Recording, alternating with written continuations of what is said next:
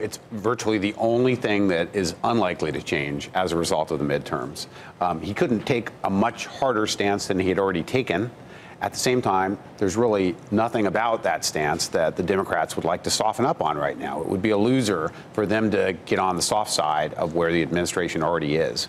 Most of the team that's been managing China policy out of this White House has been building bridges and has an ongoing conversation with the Dems. Right. And so this is going to be more stable, I think, than most people would expect. How do you perceive China trade and the China trade, quote unquote, war?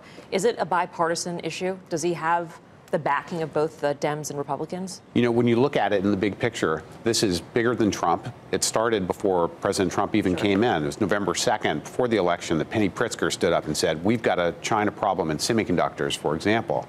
And this is about more than just trade. Some of the biggest steps we've taken the past year have been on the investment agenda, foreign direct investment. And it's about more than the United States. As we've been waiting for these midterm elections, Brussels, Berlin, London, Paris, and others have been moving pretty much in an aligned direction with where we've been going. You know, we all talk about this as if everyone's somehow a rational actor, but there's an emotional component to this, both here in the United States and in China. By the way, did anyone see some of the papers in Asia overnight related to the Shinzo comment that the president made during that press conference? I don't know if you saw. He literally, in the middle of the press conference, reporter and said, "Say hello to Shinzo." Say hello to Shinzo. You know, I bet he's really liking those tariffs, was what he said, or something. It was sort of a crude little comment about that. But the reaction in Japan is I mean, people are very angry about that. And so the question on the China side, it's related, is just how much of this is about losing face versus the actual economics of it? Face is good. It's gotten folks a long way. The past year, a lot has shifted beyond what anybody thought could be shifted in terms of the China conversation. But we cannot set aside the objective toolbox. When doing trade action as we're doing, Japan, probably the biggest single loser per capita is going to be Taiwan, which is right in the middle of the U.S. China trade relationship in a massive way.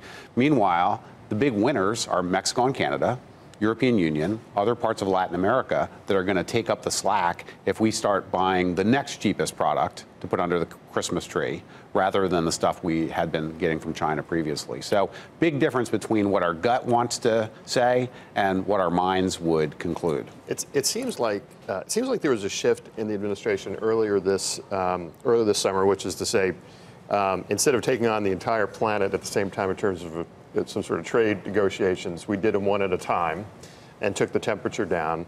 And I guess the question I have is with regard to the president. Do you have any sense that, I think there are people in the administration that are true believers, that are ideologues, and then there's the president who I think by his very nature tends to be more of a deal maker.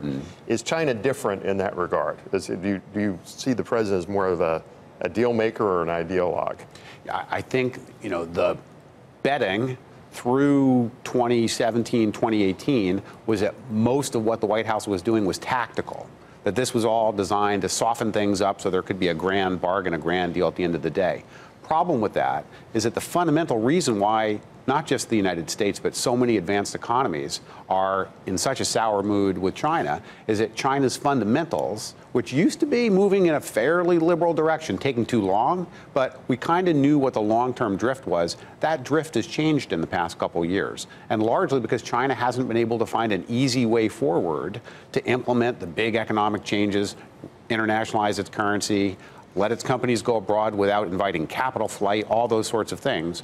And until China figures out how to get that big bang done, we're not going to get back to kind of a fundamental model where we can be convergent together. I think we'll get there, but it's going to take a little more pain and probably a little scarier times in China before the time is ready. I heard an interesting line of thinking that without Republicans controlling the House anymore, there won't be any more fiscal stimulus legislatively. And so therefore, Trump may be more willing to have a bargain with China because that, in effect, would be like fiscal stimulus to the economy.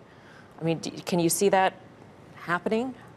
I'm not sure I get that one. In that you're rolling back tariffs that had been in place, and so the net impact is a positive one. Yeah, I mean, I guess the size of our trade deficit, right, would be the biggest factor to consider in terms of what's stimulative and what's not. It's going to take a really big deal with the Chinese to take a giant bite out of our trade deficit there. It is possible. Mostly is going to come out of commodities, things like LNG, where America's got something China needs, and it's got big multi-tens of billions of dollars potential to it. Problem there is, from China's perspective, are you really ready to make yourself beholden to American energy to keep your fires burning through the winter? You know, it's going to take some trust building and some fence mending, I think, to get back to a world in which China's comfortable counting on us for gas and soybeans to eat.